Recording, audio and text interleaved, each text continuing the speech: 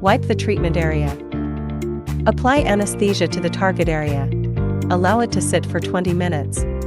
And then cleanse the area. Cover the recipient's eyes with cotton pads, then place the black goggles on.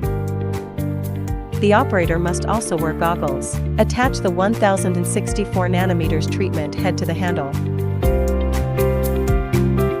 Settings: frequency 3 Hz, power 600 mJ.